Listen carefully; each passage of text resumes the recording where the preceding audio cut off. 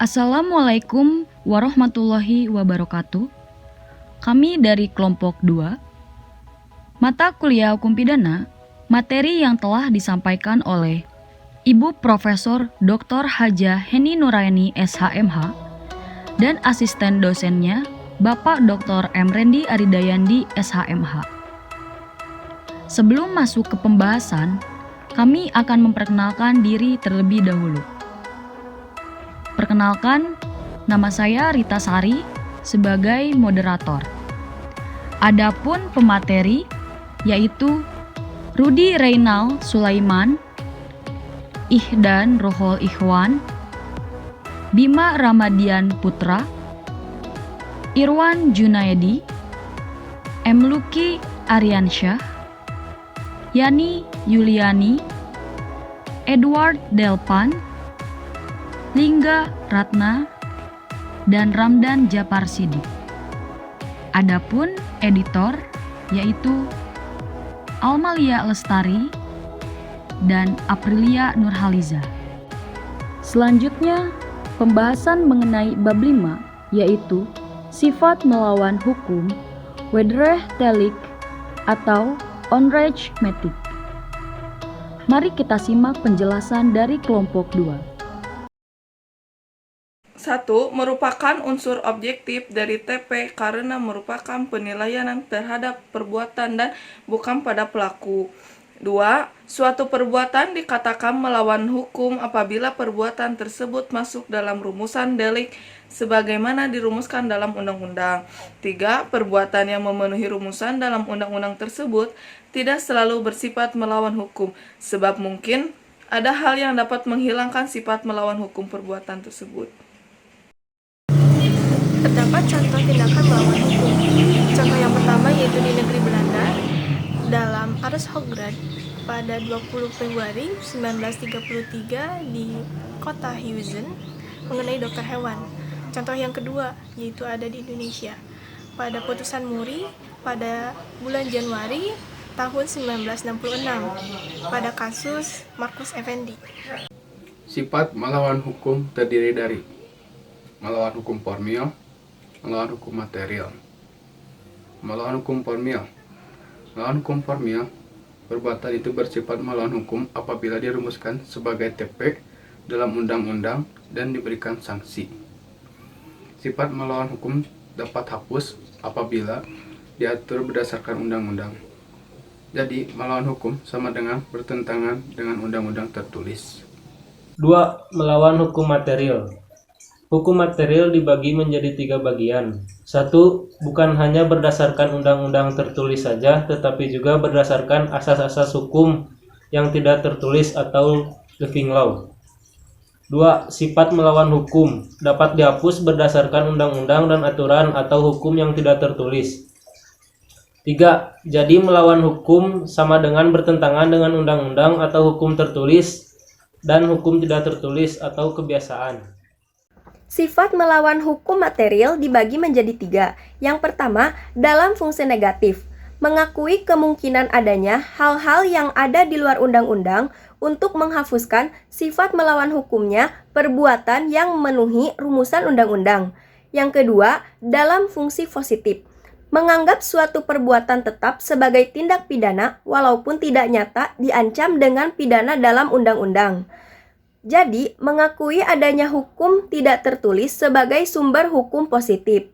Dan yang ketiga, sistem ajaran hukum pidana Indonesia menganut ajaran melawan hukum material dalam fungsi yang negatif. Contohnya, ares dokter hewan. Sebab adalah perbuatan yang mendahului akibat yang timbul atau teori berbuat sebelumnya.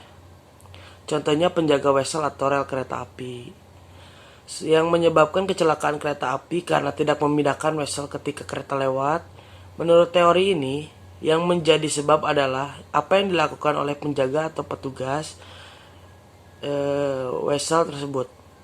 Teori tidak dapat memuaskan karena tidak ada hubungannya antara jabatan dengan akibat yang timbul.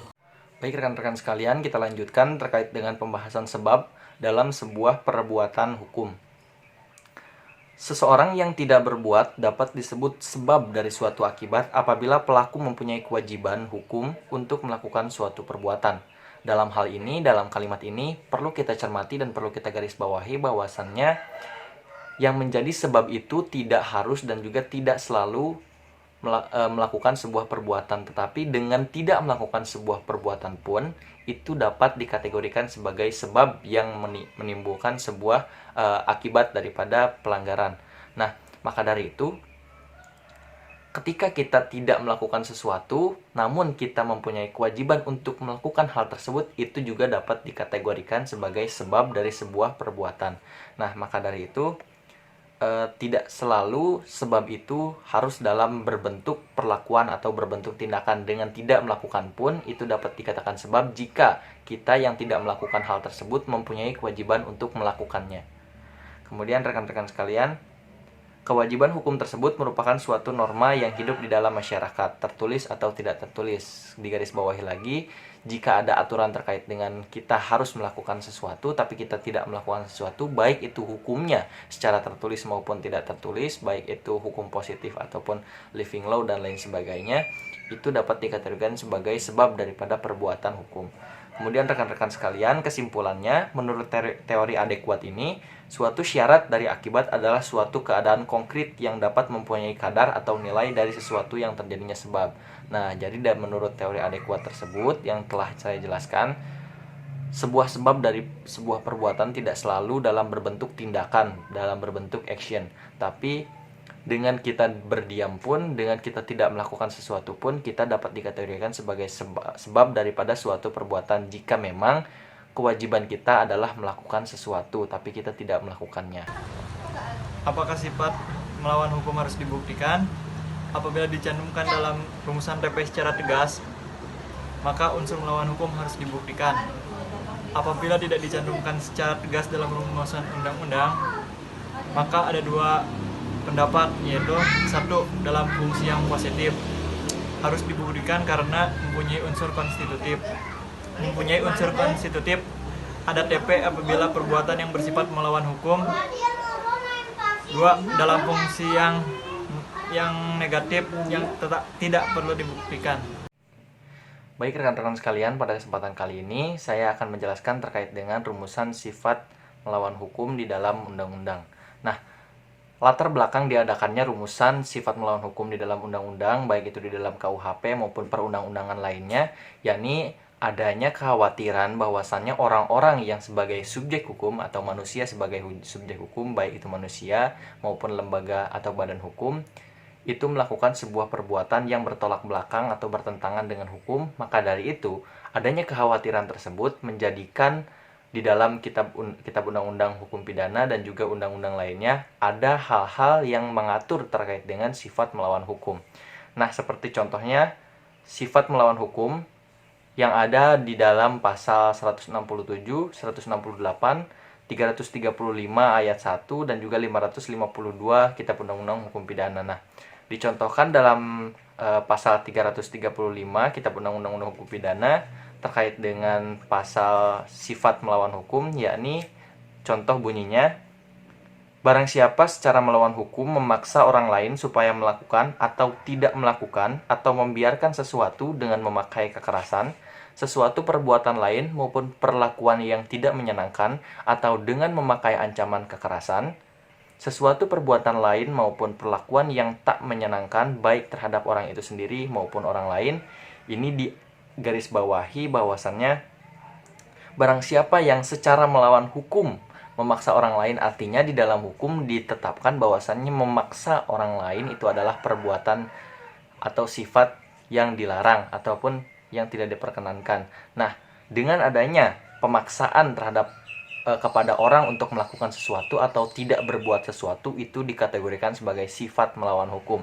Jadi sifat melawan hukum itu adalah istilah tindakan atau perbuatan yang bertolak belakang atau bertentangan dengan hukum yang telah ditetapkan sebagai hukum positif.